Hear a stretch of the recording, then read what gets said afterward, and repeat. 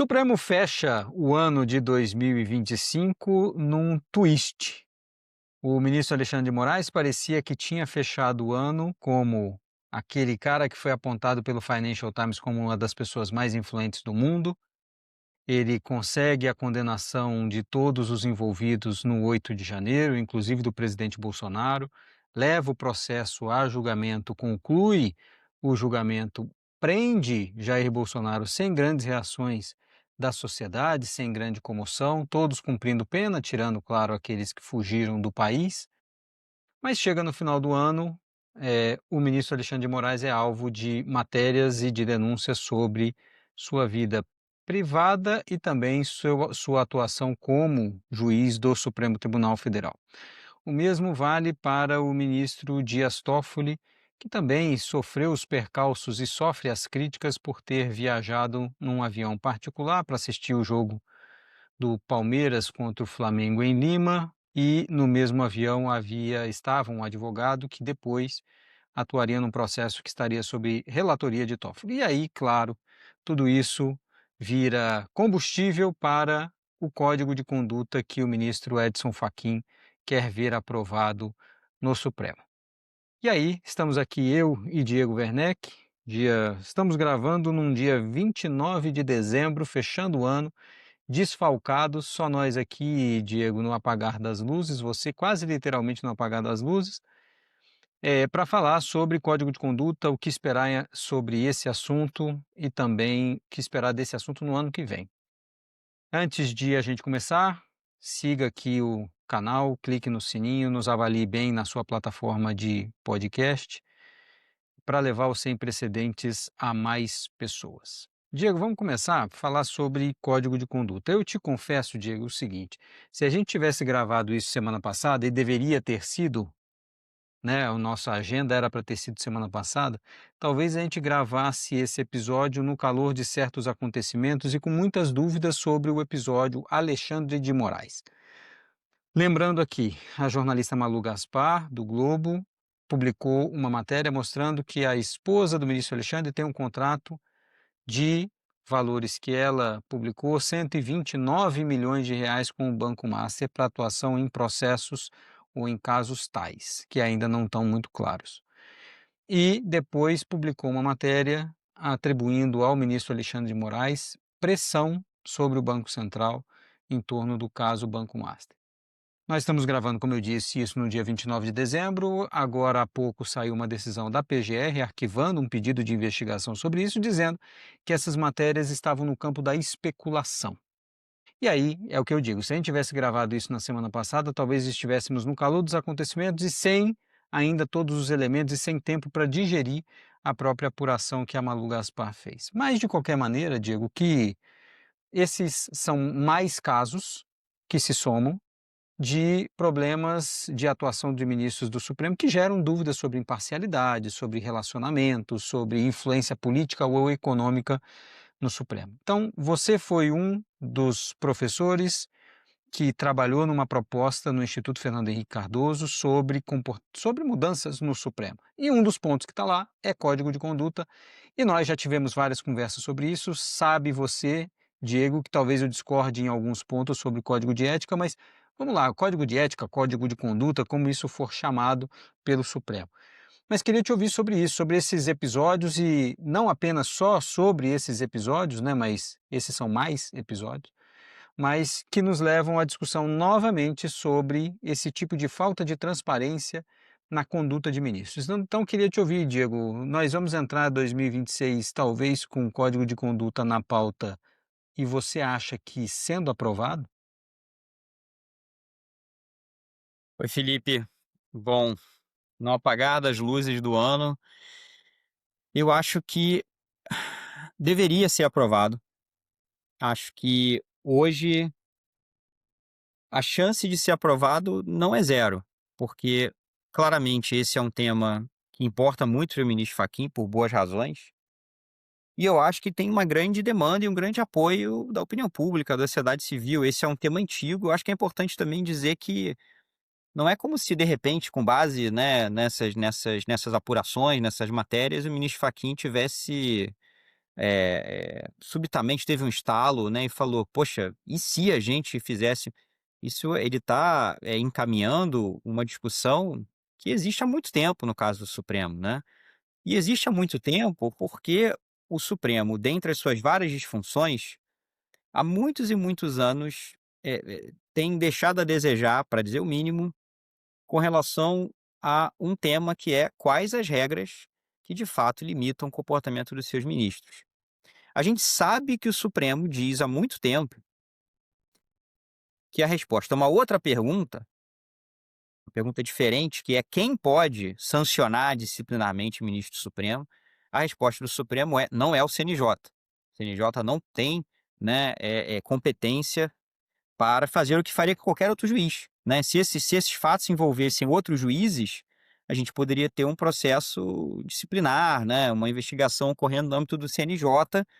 Isso não pode acontecer no caso do Supremo, porque o Supremo claramente disse, quando julgou a constitucionalidade do Conselho Nacional de Justiça lá em 2005, que o CNJ não tinha poder para isso. Mas essa não é a pergunta mais importante. A pergunta mais importante é anterior, né, ela é importante porque ela é fundacional, que é quais as regras, quais os limites. O Supremo sempre foi péssimo, né, em responder essa pergunta. Porque existe a lei orgânica da magistratura, que diz que ministros não podem, manifestar juízo sobre, processos pendentes, criticar decisões de outros juízes, exceto, né, no magistério. E ministros do Supremo, não todos, mas muitos fazem isso com uma regularidade, assim, assombrosa, há muito e muito tempo. Além disso, quando o ministro Gilmar Mendes era presidente do CNJ, foi aprovado um Código de Ética da Magistratura, que é uma resolução do CNJ, né, ele não tem aí a mesmo status da lei orgânica da magistratura, mas que tem ali alguns parâmetros que, por exemplo, né, acho que se aplicariam a esse caso do ministro Alexandre de Moraes, né. Eu vou pedir licença aqui, Felipe, só para ler um trechinho dessa resolução do CNJ de 2008, né. O capítulo 5, entre os deveres da magistratura, está lá a integridade pessoal e profissional. Eh É dever do magistrado, recusar benefícios ou vantagens de ente público, de empresa privada, de pessoa física que possa comprometer sua independência funcional. E 2 artigos abaixo, artigo 19, cumpra ao magistrado adotar as medidas necessárias para evitar que possa surgir qualquer dúvida razoável sobre a legitimidade de suas receitas e sua situação econômica e patrimonial. Então, assim, essa não é uma regra muito específica, né, essa é uma regra meio vaga, acho que nem é uma regra particularmente boa, acho que ela gera muita dúvida, mas é uma regra que claramente tem a ver com situações como essa do ministro Toffoli, do ministro Alexandre. Então, a gente não tem um vazio normativo, tem regras que se aplicam à magistratura e que parecem querer atrair os ministros do Supremo para essa órbita, mas a resposta do Supremo é, no mínimo, no mínimo ambígua e, na pior das hipóteses, essas regras não valem para a gente não está sujeito a esses parâmetros. Então, nesse cenário, é importante que o que o ministro Fachin está fazendo é resolver um buraco antigo, né, um buraco que o próprio Supremo criou, a meu ver, que é paulatinamente colocando os ministros à margem desse tipo de parâmetro, desse tipo de critério, né. É muito estranho que a gente tenha uma situação na qual o mesmo fato geraria um problema se é um juiz que faz de primeira instância ou um desembargador, mas a gente não sabe nem se pode ou não, quais os limites, se é ministro do Supremo. Isso me parece uma situação péssima, né, do Brasil. Então, nesse contexto, sim, Felipe, você Não, não, pediu. eu só ia mencionar, eu ia te esperar terminar, Diego, porque você aponta nesse Código de Ética da Magistratura, e aí são esses problemas que a gente vai tendo que os ministros vão dizer que não pode receber vantagens ou qualquer coisa do gênero que possa comprometer seu exercício profissional. O que que o ministro do Supremo vai dizer? Não, eu não estou decidindo isso Exatamente, claro, só por conta disso. E exato, aí é aquilo, né? A imparcialidade ou a percepção de imparcialidade e equidistância é que é também muito subjetivo, mas que deveria ser sim. cuidado, né? Eu me lembro, Diego, de um caso quase romântico hoje. Quando o ministro Veloso, e aí eu faço um disclaimer aqui, nessa época a minha mulher já trabalhava no Supremo, é concursada do Supremo, trabalhava no gabinete do ministro Veloso. E o ministro Veloso concedeu um habeas corpus num julgamento em plenário, plenário físico, naquela época não existia plenário virtual, para Paulo Maluf. E ao final da sessão, ainda não tinha aquela segurança toda do A tribunal e os foto, ministros a Eu lembro da foto, foto, eu lembro. exatamente, do ministro Veloso cumprimentando o advogado do Paulo Maluf, e de uma forma que ele sempre foi, muito efusivo, etc. Ele nem conhecia o advogado pessoalmente, Sim. mas aquela foto foi para o país inteiro mostrando o seguinte: um acordo entre o ministro e o advogado. E não tinha nada daquilo. E eu lembro dessa foto Quase e eu lembro romântico esse caso hoje, e né? era não, e era uma foto dessas, assim, namore com alguém que te cumprimente, que olhe para você como o ministro Veloso olha para esse advogado, mas assim, realmente, né, sem o contexto, parecia só que eram amigaços, né, naquele É, chat. e na verdade não eram, mas passa essa imagem, Sim. passou essa imagem, talvez, na minha opinião, indevida, Uhum, de que ali tinha algum tipo de conluio. Imagina, esse cumprimento foi dentro do plenário do Supremo, não foi uhum. uma coisa às escondidas, e ninguém desconfiava, e mais, né, o habeas corpus foi concedido não monocraticamente, foi pelo colegiado inteiro. Então, era uma situação completamente diferente, né. Mas, voltando ao ponto, é esse, assim, os ministros vão continuar dizendo: "Isso não interfere no meu exercício Aham. profissional, portanto, eu não tenho sequer que declarar se eu viajei, na companhia de É. tal ou qual pessoa". Esse é um ponto fundamental e aqui eu vou, né, já que Tomás não está aqui com a gente, vou citá-lo, porque ele há muitos programas atrás, quando a gente estava falando, tangencialmente desse tema, ele sintetizou de um jeito que eu acho que se aplica exatamente a isso que você está dizendo, que é toda discussão do código de ética, ela tem que ser diferente da discussão sobre o código penal, né? A gente não está listando as coisas que são crimes. A gente está listando coisas que são problemas e deveriam ser evitadas, mesmo que não configurem qualquer crime. Mesmo que você não prove ali que tenha nenhum crime, mesmo que fique provado que não tem, tem coisas que o magistrado não deveria fazer para proteger a percepção pública de imparcialidade, né, da sua para não criar dúvida razoável, são os termos aí do Código de Ética e Magistratura, né. Não criar dúvida razoável, não é certeza, não é provado, sobre a sua independência funcional. E o critério, portanto, não pode ser o ministro supremo olhar e falar: "Ué, mas não, mas tá tudo bem, eu garanto que não tá me eu não me impressiona". E eles falam isso com muita frequência realmente. É importante que a gente, de uma vez por todas, diga que isso daí não é a discussão. A discussão não é, "me prova que eu decidi por isso". Não, a discussão é: há certas condutas, suas e de terceiros, que mesmo que não configurem crime, são condutas que minam ou que geram uma dúvida razoável de que você não está sendo imparcial, de que você não está sendo independente. Então, mas o passe de mágica que os ministros supremos costumam fazer quando se defendem é, bom, primeiro dizer: "Mas não tem nada de irregular aí", no sentido de não tem crime, né, não como assim? Isso aí não fiz nenhum nada ilegal. Ou de dizer como você está dizendo: "Mas ninguém me pressiona, mas eu tenho independência para isso". Se fosse assim, na verdade, seria difícil até você você provar qualquer tipo de crime, né, de qualquer juiz, porque independência funcional todos têm, ele sempre vai poder dizer: "Mas não foi por isso, porque eu decidi, né, você tem essa foto e esses documentos que provam que eu recebi essa mala de dinheiro, porém, não foi por isso que eu decidi". Você nunca vai conseguir provar isso, né, então nem no âmbito, penal você precisa ter esse nível de certeza psicológica, que dirá no âmbito da ética, que no fundo você não está protegendo aquela decisão específica, né, você está protegendo essa percepção pública sobre o que é a conduta esperada do cargo. Ô Diego, vou lembrar que você lançou o seu livro ano passado, não foi isso? Não, 2023, 2 anos. É, 2 anos. Foi tudo isso, é?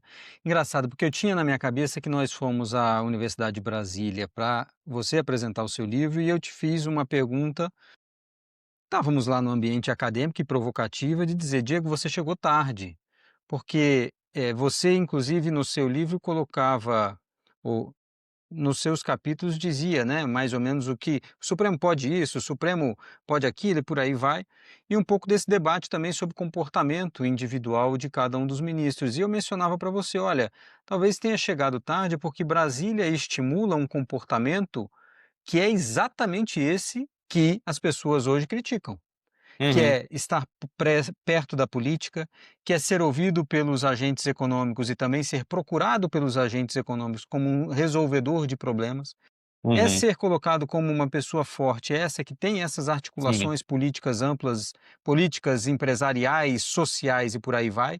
E eu mencionava isso, até como num tom de comparação e de piada, que é como é que se chamava o gabinete da ministra Rosa Weber? Coreia do Norte. Por quê? Porque ninguém entrava. Como se isso, em Brasília, isso era uma piada e E todo mundo achava que isso falava mal da ministra Rosa Weber. Em Brasília fala mal dela. Em Brasília fala mal dela, mas no Brasil não. Então, como é que se resolve essa diferença, inclusive, de ambientes? Porque imaginar que o ministro do Supremo não vai circular nesses espaços é meio naive. Eu acho uma impossibilidade. é, Mas não te parece que nós chegamos nesse ponto e a gente vai contar nos dedos os ministros que, para quem não se aponta dedos por esse comportamento, será que não está tarde demais?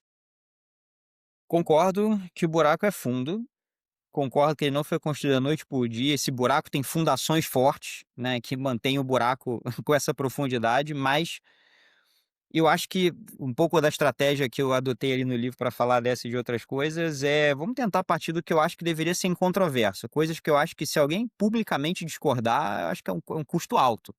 A primeira não dá para ter tudo, né, não dá para você querer decidir monocraticamente coisas importantíssimas, receber quem você quiser, do jeito que você quiser, no lugar que você quiser, no jantar que você quiser, no seu gabinete, e a sua esposa, o seu marido, ter o contrato para advogar em tribunal superior com quem eles quiserem. Não dá para ter tudo.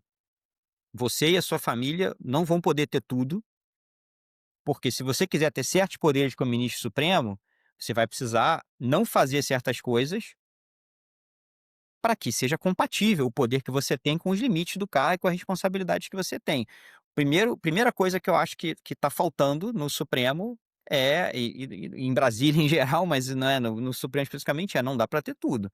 O juiz, quanto mais poder para fazer certas coisas você tiver, menos você vai ter liberdade para fazer outras. Deveria ser assim, eu acho muito difícil discordar dessa premissa, essa é uma coisa. A outra coisa às vezes, a discussão do código de ética, especialmente o modelo muitas coisas do Tribunal Constitucional alemão, que é um modelo citado como exemplo aí pelo próprio ministro Fachin, elas não são nem proibições, mas elas são exigências de transparência, né. Uhum. Então isso me parece um mínimo, que eu acho que é muito difícil também você ser contra isso. Então, por exemplo, um ministro voar num jatinho não é um assunto privado, não pode ser um assunto privado, pode não ter nada de errado. Às vezes, né, o errado acontece depois, dado que ele voou no jatinho de fulano ou beltrano, ele não se declara suspeito para depois julgar um processo de fulano ou beltrano, né.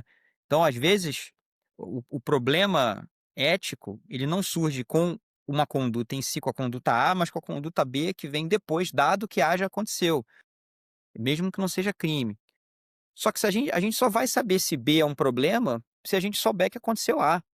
E a gente não tem essas informações no caso de ministro supremo, a gente não sabe, né, isso é um tema por exemplo, palestras e remuneração por palestras e eventos é um tema que o CNJ tentou discutir há alguns anos e não conseguiu chegar a uma maioria, se eu não me engano a ministra Rosa Weber foi vencida na época, nessa discussão no CNJ.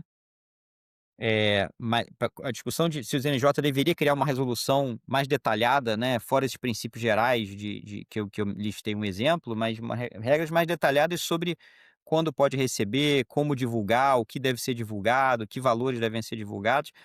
Então tem países que têm regras que me parecem muito saudáveis, que é qualquer valor, remuneração ou presente ou serviço, ou qualquer coisa acima de um valor X, você tem que declarar, né. "Ah, mas isso é minha vida privada", pois é, mas você é ministro supremo, então alguma coisa você perdeu aí. Você perdeu um pouquinho da sua privacidade para voar no jatinho que você quiser. Essa me parece, assim, transparência e essa ideia de que tem trade-off, né, você aceitou esse tipo de poder, algumas coisas você não vai poder fazer, me parece que são incontroversas. Mas me parece também que muitos ministros supremos ficam incomodados até com isso, né. Mas aí, Felipe, eu acho que é interessante que a resistência, né, isso, se eu não me engano, acho que até o Hélio Gaspari falou nesses termos numa coluna sobre isso, a resistência é silenciosa, né, no caso dos ministros do Supremo, né, não tem ainda uma frente pública dentro do Supremo dizendo: "O código de ética é uma péssima ideia, por isso, por aquilo, não devemos fazer isso", porque esse é um debate que quando você tenta pensar nos argumentos contra, assim, uma coisa é um argumento contra regular isso desse jeito, daquele outro. Agora, é difícil você imaginar o argumento contra você ter um mínimo de transparência, contra você ter alguns limites. Eu acho, Diego, que o silêncio ou essa resistência silenciosa que o Hélio Gaspari menciona, ela não tem a ver com a regra que vai ser imposta ou vai ser aprovada. Até porque essas regras, como você está dizendo, ninguém vai ser contra. Até o ministro Gilmar Mendes, por exemplo, deu uma entrevista agora no final do ano dizendo: "Ah, isso já está na legislação." Todas essas regras já estão de alguma maneira em legislações específicas ou mesmo, se estão para o Código da Magistratura, um código de ética da magistratura, serve também de parâmetros para, mesmo assim, né, mesmo que o Supremo não esteja abaixo do CNJ, mas também serve É, de algum tipo de exemplo. O é, problema, para mim, da resistência silenciosa é a presidência usar esses elementos ou esses problemas que envolvam determinados ministros para, servir de argumento para uma proposta própria.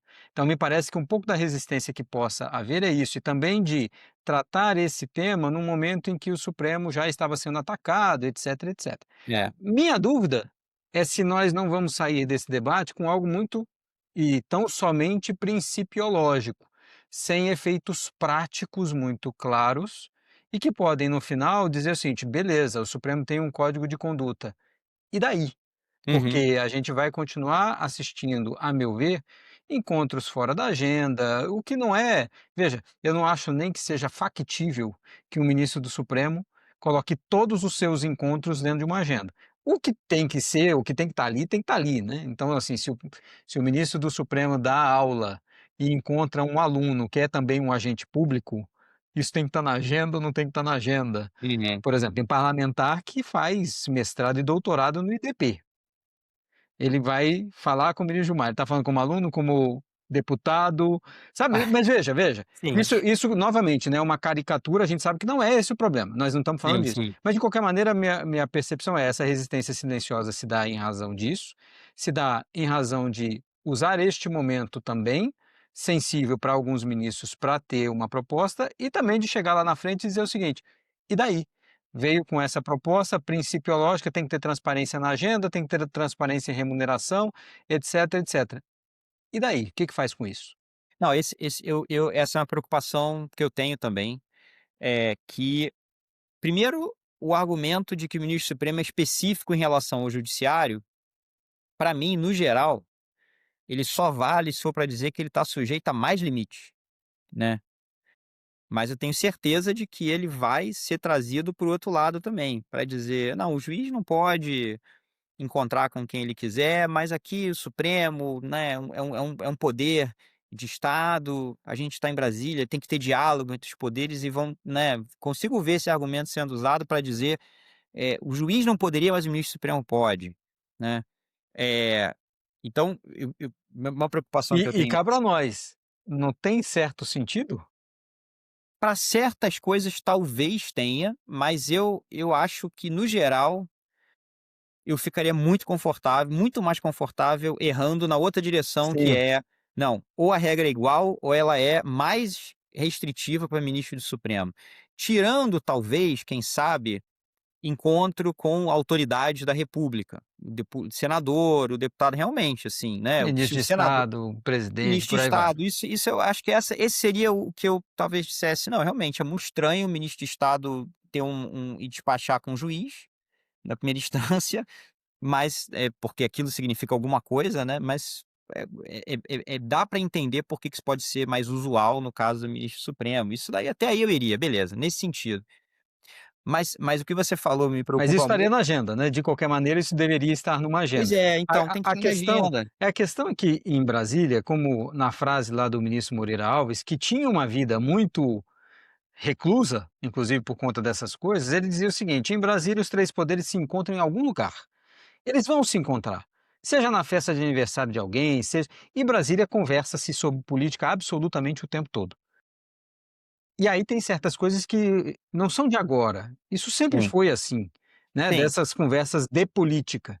Mas o que a gente está discutindo aqui, a gente não discorda nesse ponto, precisa cuidar para que a sociedade não olhe para o Supremo e comece a achar Sim, um bando de aloprados que têm conversas sobre qualquer coisa e negociam decisões como sim. se essa fosse a realidade. Bom, aí eu volto aos 2 pontos minimalistas que eu coloquei. Um é transparência, que vai ser aplicável a quase tudo, que assim, idealmente deveria estar na agenda, né. Se você encontrou o seu doutorando, que coincidentemente é um deputado muito interessado no mandado de segurança que o seu colega de partido acabou de propor, beleza, infelizmente você como professor, sabemos que é a coisa mais Pois é, mas importante. isso deveria partir dele, né, deveria partir ô Diego, desculpe, eu te cortei agora, mas é que me parece que o código de conduta, é assim, não adianta tentar colocar uma regra para pessoas que não queiram ou não concordem com a regra, ou com a conduta. E aí nós temos um problema de indicação de pessoas, de comportamentos. Concordo, mas se todo mundo concordasse com a regra, também não precisava de regra, né. A regra tem que ser alguma Claro. coisa que naturalmente vocês não fariam isso não, a gente está limitando vocês sim. Depois a gente vê como que é o enforcement e vamos pensar numa autorregulação só no momento, deixa enforcement para lá, quer dizer, enforcement é dentro do Uhum. próprio Supremo, mas a ideia sim, é regra, porque a gente não confia. Mas, A gente não confia porque a gente não confia em ninguém, assim, no sentido, né, a autoridade estatal eu tem um eu acho limite. eu acho que a gente não confia mais, a gente que eu digo, né, sociedade, não confia mais que o Supremo consegue, por si só, estabelecer regras que garantam transparência, independência e equidistância. Acho que isso a sociedade já mudou o viés em relação ao Supremo. Em determinada época, e nós sabemos qual, havia essa confiança de que, olha, não tem nada que indique aqui um comportamento que seja Sim. danoso para a independência da instituição.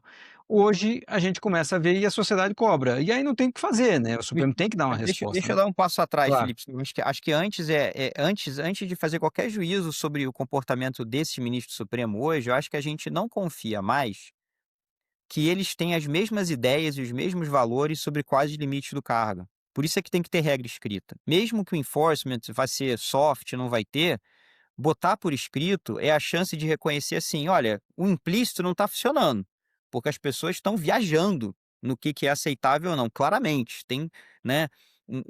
O jatinho virou um negócio assim que não tem problema nenhum. O jatinho é a vida, né, de alguns ministros assim. Isso e não transparente, o jatinho não transparente, né? Além de tudo. Então, a gente já não pode contar com a ideia de que existem valores compartilhados e clareza, mesmo que não esteja escrita, do que são os limites do cargo. Não tem clareza nem aqui fora, nem lá dentro, claramente. Então é importante que esteja escrito. Aí vem o risco que você apontou. Pô, mas será que na hora de escrever não vai ficar uma coisa que é princípio lógica e é só para dizer, olha aí, temos e não serve para nada? Foi um pouco a crítica que foi feita à Suprema Corte americana, o código de ética que eles fizeram, né? Houve quem fizesse essa crítica, me parece que é um ponto importante, que receberam lá uma enxurrada de críticas, de muita pressão da sociedade para ter um código de ética, por conta por exemplo, esposas de ministros que eram muito ligadas ao Partido Republicano, no caso do ministro Clarence Thomas, e que tinha uma vida social em torno desses eventos políticos também. Tinha também voo em jatinho, presentes de amigos bilionários, né? É, e, e O depois do código de ética que eles apresentaram feito, houve pessoas que disseram que aconteceu isso que você falou, dizendo: "É, mas no fundo permite", ele meio que já permite, ele é frouxo o suficiente para não deixar claro que o que aconteceu até ali era ruim, era equivocado, e isso é um problema. Esse para mim é um perigo grande, que o código de ética seja leve a você ter regras que permitam os ministros falarem: "Olha aí como nada do que a gente estava fazendo era um problema". Agora tá claro para todo mundo que a gente pode voar em jatinho, de quem quer que seja, sem avisar, confia na gente que depois a gente faz declarar suspeito quando for necessário, né. Confia na gente que não importa para quem nossos familiares estejam trabalhando, isso nunca vai afetar nosso comportamento. vai continuar tudo como tá, só que agora com essa pátina, né, de uma legitimidade. Esse é um problema real, acho que a gente tem que acompanhar essa discussão do código de ética, e essa é uma razão pela qual eu pessoalmente preferiria que os ministros do Supremo simplesmente declarassem assim: "Alô, e as regras da magistratura em geral se aplicam a gente". Que Que eu não duvido, confirmasse não isso. duvido, acho que foi nessa direção que o ministro Gilmar Mendes falou, inclusive. Pois é, só que se é assim, aí eu quero saber então o que que esse artigo 19 do Código de Ética tem a dizer sobre, por exemplo, o famoso Gilmar Palusa, porque o ministro Gilmar pode ter certeza que ali não tem nenhum problema, mas o artigo 19 diz que ele deve tomar medidas para não criar dúvidas razoáveis sobre a sua independência, a sua imparcialidade. Então seria importante que tivesse transparência com relação a tudo que está acontecendo ali, em termos de financiamento. É É, importante mas que aí temos um outro problema, né, Diego? Eu nem vou entrar muito nesse debate, porque acho que até nós temos limitações para falar sobre este assunto, porque envolve atores privados que recebem esses recursos. Então a gente não tem como fazer inferência, né? Mas é uma instituição de ensino que recebe recursos para fazer esse evento em Portugal. Ela não tem a ver com o ministro A ou B, ela não é uma entidade pública, ela é uma entidade privada, é um evento acadêmico, e aí já fica muito difícil de você estabelecer limites e mesmo obrigações para que uma organização privada diga de onde está vindo o dinheiro. E ainda mais se. uma organização privada, concordo, mas aí volta a questão do trade-off. Então, se o ministro do Supremo tem um cargo importante, né, nessa organização privada, mesmo que não seja um cargo vedado pela Lei Orgânica da Uhum. Magistratura, pelo Código de Magistratura, se ele tem um cargo relevante, infelizmente, para essa instituição privada, ter um ministro do Supremo com esse protagonismo, ainda que informal nos seus quadros, isso tem um custo, não pode ser só vantagem. Não, é claro, no caso do ministro Gilmar nem é informal, não sejamos aqui românticos também com relação a isso. O evento foi criado por ele. O evento acadêmico foi criado por ele e, com o tempo, foi ganhando, inclusive, financiamento. Hoje, ele é gerido em parceria com a Fundação Getúlio Vargas, mas ele foi criado pelo ministro Gilmar. E ele disse: esse é um evento acadêmico. E aí fica sempre numa dúvida, né, sobre se isso é permitido ou não é permitido, e isso vale também para as outros eventos privados que são feitos em que ministros do Supremo são convidados, Então, por ou exemplo, ministros do STJ são o convidados. acadêmico não deveria ser um critério, deveria ser um critério de, sei lá, montantes envolvidos, tamanho do evento, tô especulando aqui, porque o acadêmico é uma dessas coisas, né, que o ministro que dá aula vai facilmente tirar o chapéu e falar: "Não, mas eu encontrei o fulano como professor", como o seu exemplo mesmo deu: "Não, mas esse evento aqui era acadêmico". Então Já vimos casos, Diego, assim, para ir para casos muito piores, em que professores, que são agentes públicos, podem receber um salário o dobro do seu como professor. E aí você não entende por quê. uhum. E já vimos isso acontecer com agentes públicos. E aí É. gera tanta coisa no meio do caminho que eu acho difícil querer resolver esses problemas. E claro, né, eu só penso o seguinte, acho que tem uma grande vantagem nesse debate, que é, cobrava-se muita transparência do Congresso Nacional. Quando o assunto era Congresso Nacional e políticos, e tem que ser, o sarrafo era muito mais alto e o nível de cobrança da imprensa também era muito mais alto. Esse nível de cobrança chegou ao Supremo, chegou à magistratura primeiro, chegou ao Supremo. E o tribunal não tem jeito, vai ter que dar alguma resposta sobre isso e penso, e aí nós concordamos, que não dá simplesmente para dizer: "Vocês não confiam na gente?", como o ministro Marco Aurélio falou num Roda Viva para o jornalista José Neumann e falou: "Vocês têm que confiar na Suprema Corte". Ele falou: "Nós não confiamos". Nesse assunto, talvez a sociedade queira mais elementos para manter a confiança no Supremo e o Supremo, por enquanto, não está dando, né? Pelo menos essa é a percepção que a gente tem da reação da imprensa, da sociedade. Nós confiamos a essas pessoas um poder qualitativamente muito diferente do poder das outras instituições de Estado, que é o de resolver essas questões sobre interpretação e divergências constitucionais em última instância, um poder enorme. Então nós confiamos a essas pessoas esse poder. E mais, confiamos a essas pessoas o exercício desse poder em condições que outros agentes públicos não têm. Condições de permanência estável no cargo, com salário garantido, independentemente de você ter desagradado fulano ou beltrano.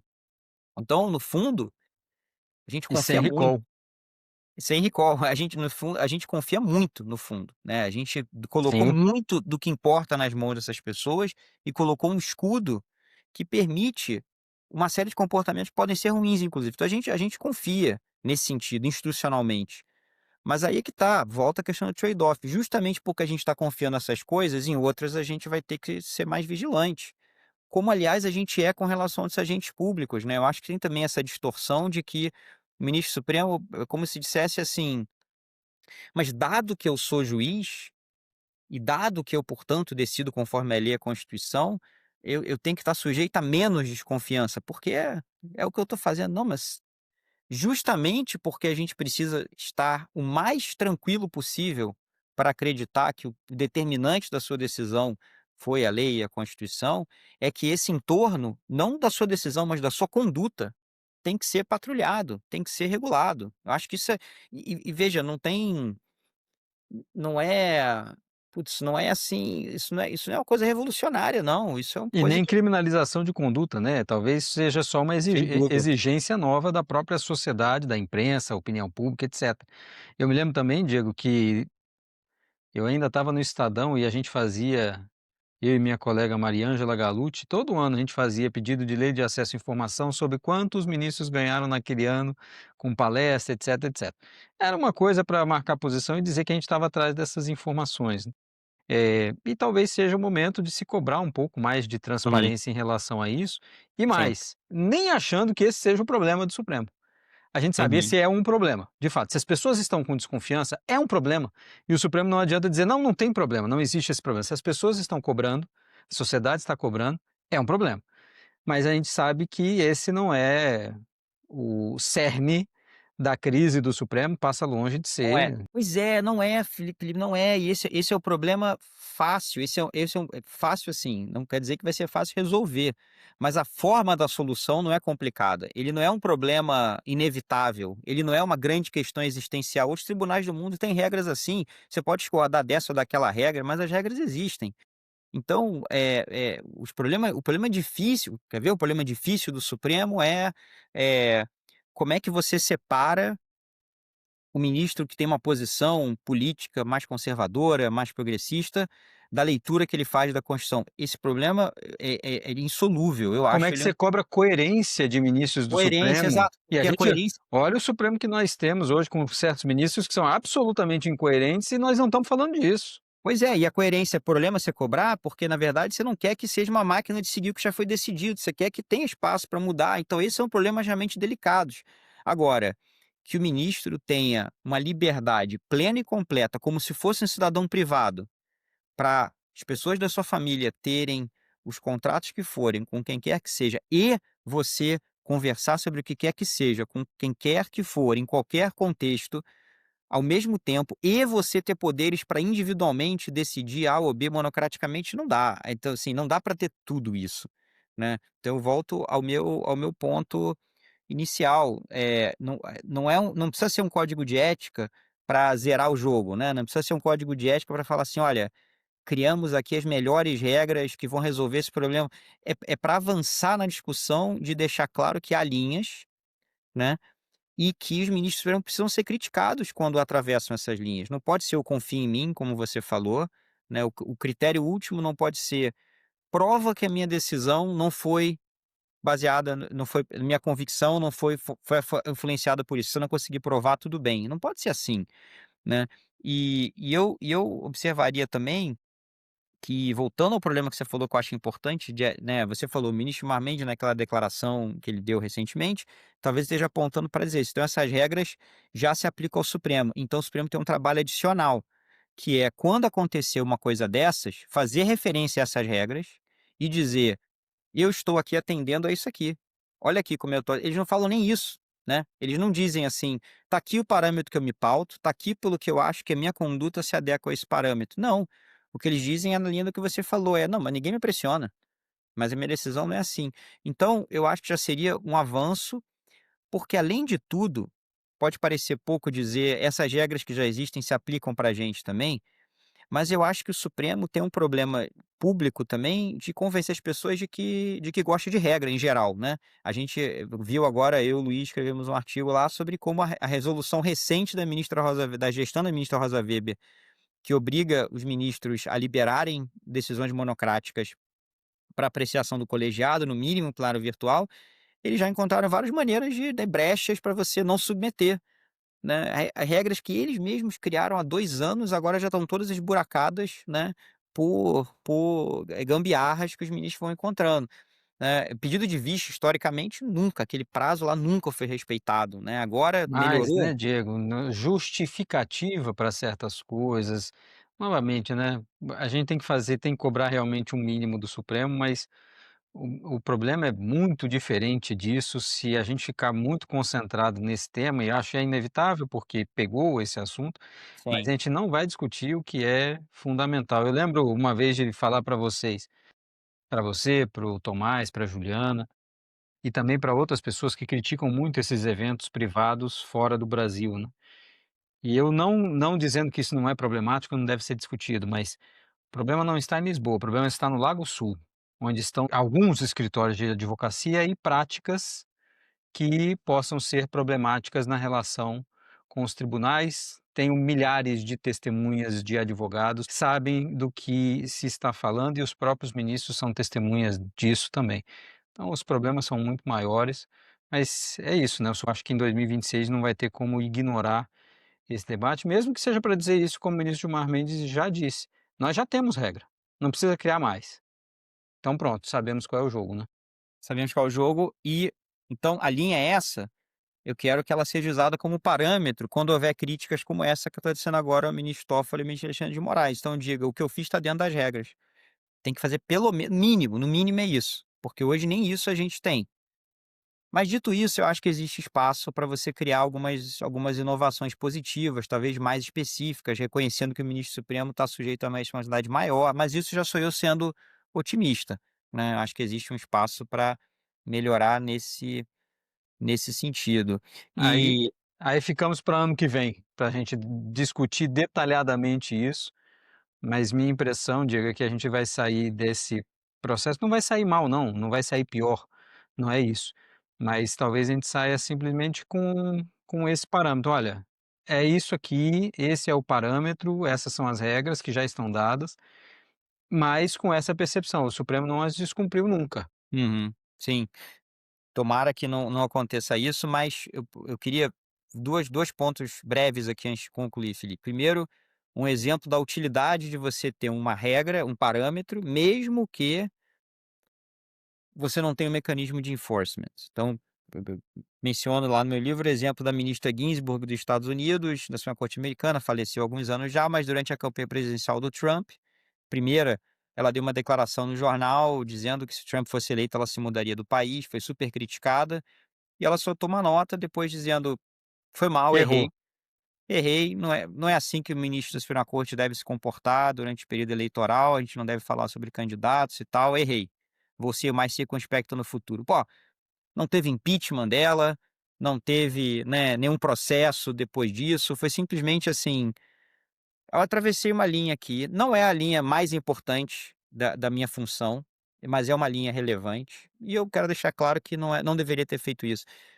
A gente conta nos dedos, eu, né, não vou fazer a minha lista aqui, mas eu estava conversando com o Luiz mais cedo e um outro colega, as poucas vezes em que o ministro supremo falou: "Foi mal, errei.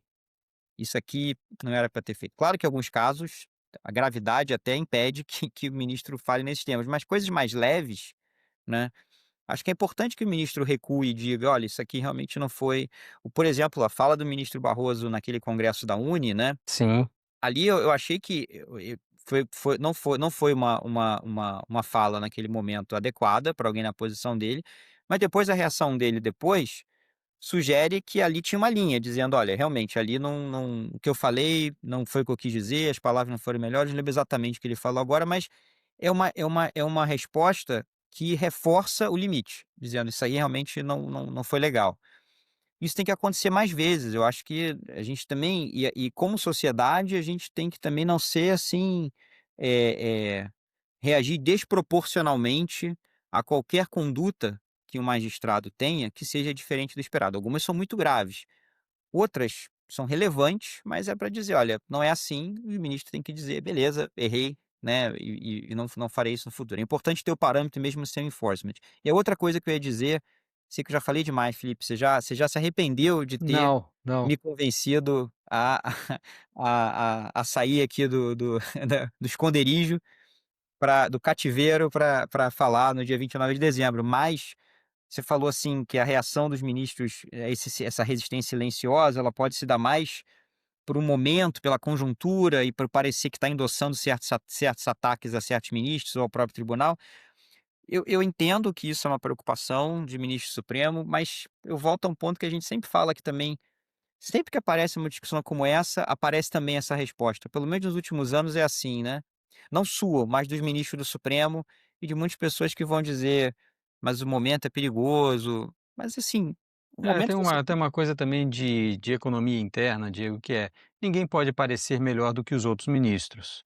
E sempre que alguém propõe isso, pode parecer que, ó, eu sou o ético, vocês estão se comportando de tal forma. É isso que Concordo, pode.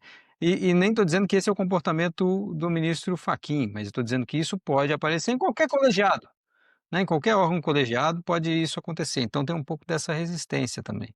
concordo. Mas aí eu acho que eles se resolvem entre eles com isso, ou como as pessoas em geral, talvez na terapia, né? Você tá chateado com seu colega porque ele tá parecendo melhor que você. Eu entendo do ponto de vista psicológico que isso é um problema, mas meu ponto só é que as razões que os ministros do Supremo têm para resistir a uma iniciativa como essa, talvez não sejam boas razões públicas, talvez não sejam razões que a gente deva, como sociedade, aceitar, né? Ainda que elas expliquem a resistência, como você está apontando. Não querendo ter palavra final, mas também lembrando algo que nós debatemos nesse mesmo momento na Universidade de Brasília discutindo seu livro. Minha percepção, Diego, é que nós temos o Supremo construído conforme os estímulos que nós demos, inclusive. Nós, sociedade, pedindo para o Supremo mudar a regra, dar decisões que atropelassem a política, que fizessem impulsionar a democracia e a história, como nas palavras do ministro Barroso, que imprensa que dava espaço para ministros quando falam sobre qualquer coisa, que fazem eventos pedindo para os ministros falarem e anteciparem posições e publicam sem crítica de que o ministro estaria fazendo isso. Eu acho que nós temos o Supremo moldado da nossa maneira. Se é bom, se é ruim, é claro que a gente tem as nossas críticas, sabemos disso. Mas eu acho que esse momento, esse movimento é um pouco mais complexo e não dá para dizer o seguinte: o Supremo foi sozinho, ninguém nem empurrou ele para ele ser o que ele é. Eu acho que nós tivemos muitos estímulos, inclusive da política, ou especialmente da política, para que o Supremo fosse o que é.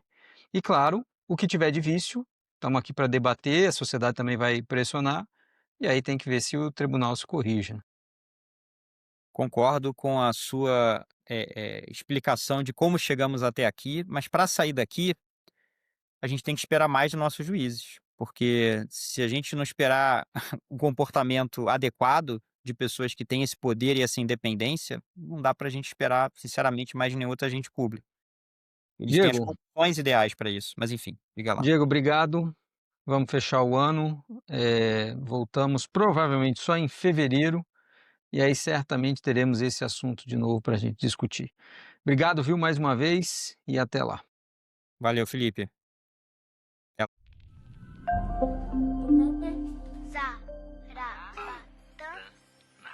Até Zarabatana.